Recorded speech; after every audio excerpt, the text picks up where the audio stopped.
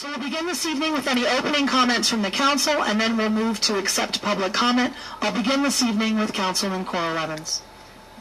I'd like to thank everybody for coming out tonight, and I'd like to go ahead and propose a motion that the City Council pursue legal action to prevent the implementation of SB1070, either by the way of an injunction or a lawsuit, thereby granting the City Attorney the right to retain legal counsel on our behalf. So there is a motion on the floor. Is there a second? Sure. And there's a second by the Vice Mayor. So we can open it for additional opening comment or discussion on the motion and second on the floor. Anything from my colleagues? Al? Not at this point in time. Public comes first. All right, then. We'll open it now for public comment. James Anderson.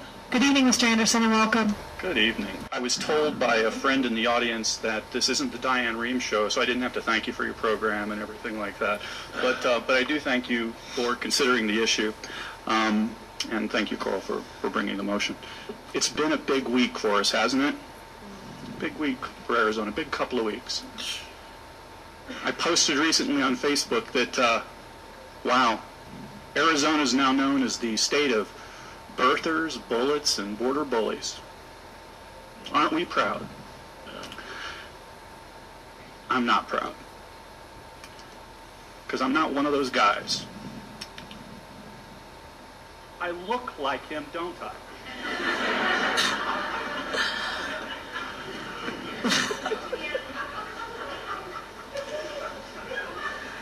Overnight, Arizona changed for us.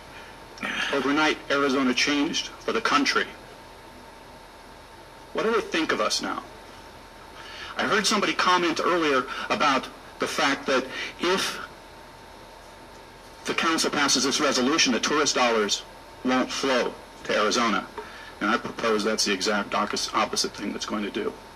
It'll let people know that Flagstaff cherishes the richness of the cultural diversity and the richness of all the people who have made this community and this land a great place long before most of us ever even heard of it, long before most of our ancestors ever did.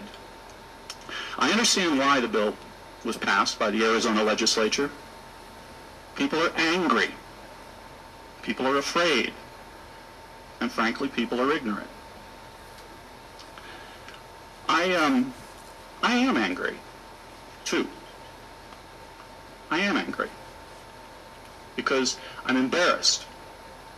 First time ever, since I moved here in '84, that I'm embarrassed, or moved to Arizona in '82, to tell people that I'm from Arizona. Because they don't look at me the same way anymore. And I look like that guy.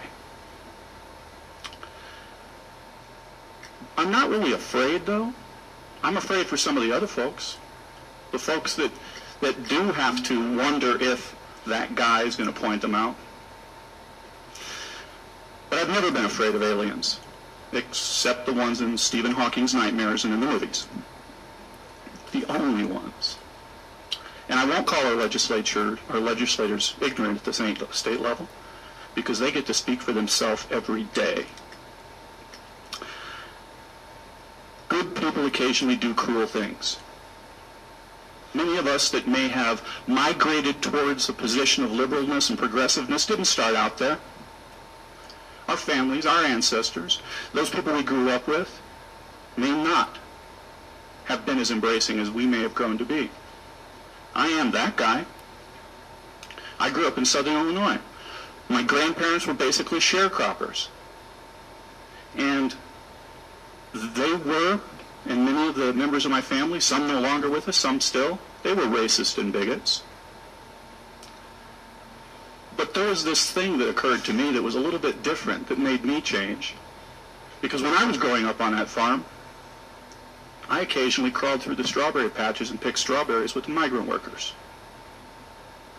I walked through the orchards and helped pick up the dead fall apples that were going to be turned into cider, with people named Tomas and Claudia.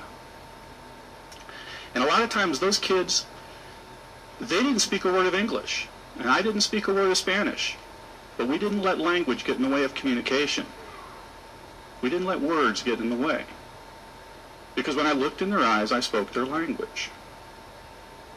Since this bill passed, I've been doing that same little game that some other people were doing. I was doing it today.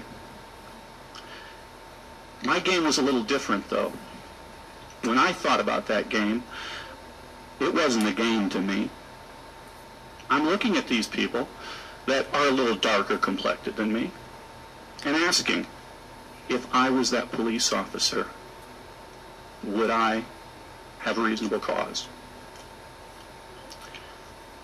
And I asked them if they expected me to be that guy, dressed like me, looking like me, that would point at them like Donald Sutherland from Invasion of the Body Snatchers and say, "You're different." But I'm not that guy. And when I was standing out in the lobby, not sure whether I would come in and speak tonight, I see young children that are sitting there on the steps. They could have been Tomas, they could have been Claudia. And the younger ones, I didn't see any anxiety or any fear or anything like that. But once I started looking at some of the kids a little older, the 8 or the 9 years old, you could see it in their eyes. You could see discomfort, fear. Am I going to be that guy who doesn't like them, who doesn't want them to be my neighbor? And when I think about that, I think about what it must be like for those children each day to get up since this bill passed. Are there some of those parents who said, "No habla la policía"? Don't talk to the police anymore. I live in Flagstaff because I cherish this rich culture. I cherish the diversity of the people, of the native cultures, of the Hispanic cultures, of all of the other people that make this place up. In fact, I even enjoy the smell of patchouli downtown once in a while. I love Flagstaff. And I think when I talk about that point of fear and that point of ignorance, I think one of the reasons that some people may support this, and they may think that racial profiling isn't going to exist, is because maybe they are ignorant of what it's like to be a minority. Okay? When I traveled to Mexico and my truck broke down, the police that stopped and helped me didn't ask for my papers. They just helped me. When I go out and visit and work with my friends on the Hopi or Navajo reservations, frequently I'm the only person out there that is quite this pale and glow in the dark. They don't ask for my papers. They vouch for me as a friend and a neighbor, somebody who's committed to their success. I really hope that you will pass this resolution tonight, this injunction, pass the motion. It's my first time in City Council. I apologize if I'm not aware of all of Robert's rules. But I really hope that you will pass it, and you'll pass it now, because I want that father, when he wakes his 6-year-old, 8-year-old, 10-year-old daughter up for school tomorrow, to say, "Don't be afraid of the police. The police will be your friend. They will help you." I want that little girl to get on the bus, walk to school, and not feel as though she doesn't belong here, or that guys that look like me don't want her here. Thank you. Thank you.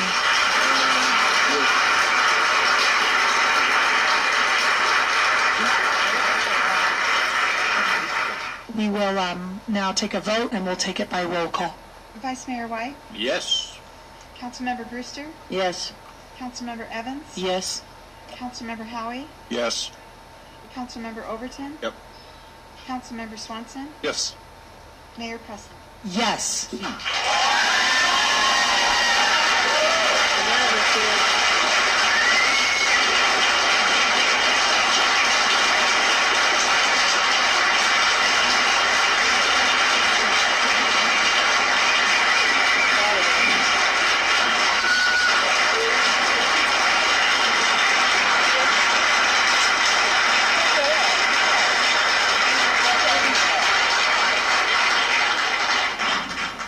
On behalf of the Flagstaff City Council, we thank you for being here this evening.